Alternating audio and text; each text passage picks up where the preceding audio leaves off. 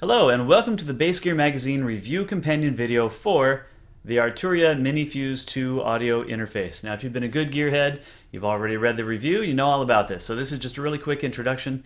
It's a 2-in, 2-out interface. The 2 outs there. Also offers 5-pin MIDI in and out. Conveniently offers a USB hub output to power devices or even take USB input through, and uses the USB 2.0 protocol over USB-C, which I like to see, no pun intended. All right, so let's dive right in and I'll show you how I use this with my system. Simply connect a USB cable between the unit and your computer to simultaneously power it and send signal back and forth.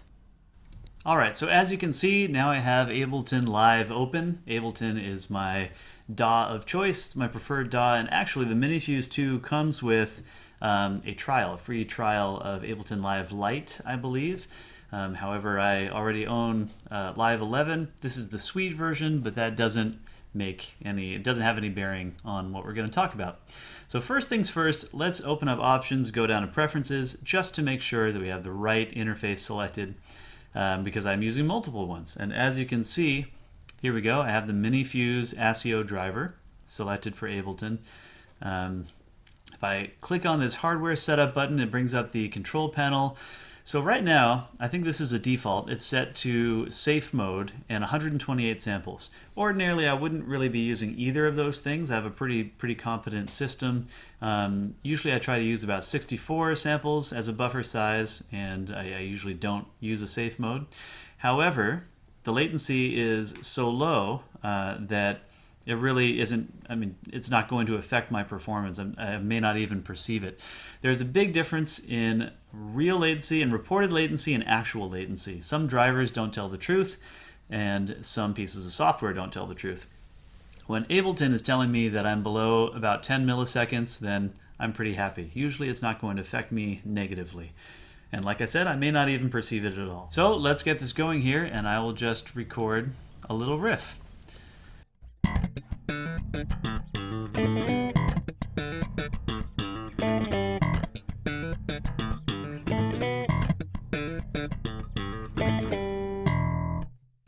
Okay, and actually now I can see that I don't have my input gain turned up anywhere near high enough. The waveform is very small, as you can see. I want to kind of maximize that, or at least get a lot closer to my rails without going over, so I don't peak, I don't cause any distortion, but I want to optimize the signal-to-noise ratio. So on the front of the MiniFuse 2, the gain knobs have individual little LEDs right on the knob itself that light up blue when it's getting an optimal signal level, and briefly flash red if you're peaking. So right there I was getting a little bit of a red flash, and you can see from this waveform I probably just slightly clipped. So I brought it down a little bit, and let's try that same thing again.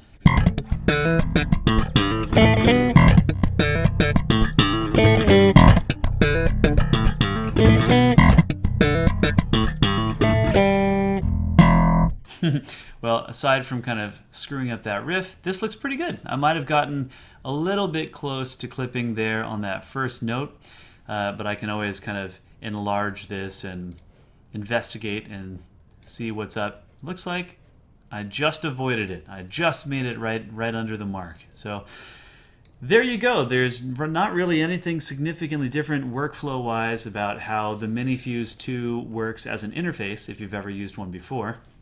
If you haven't used one before, there's really not much to it.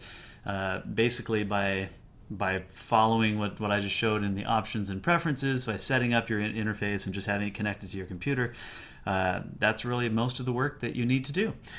It's a great interface for traveling, especially, I would say, because it is a 2-input, 2-output.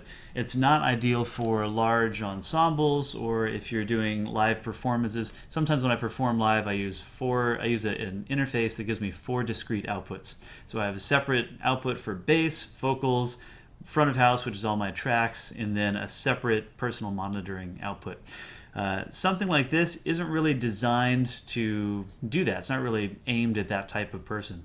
This is much more for the vast majority of musicians who are going to be, especially younger digital musicians, who are going to be recording by themselves or in pairs at most.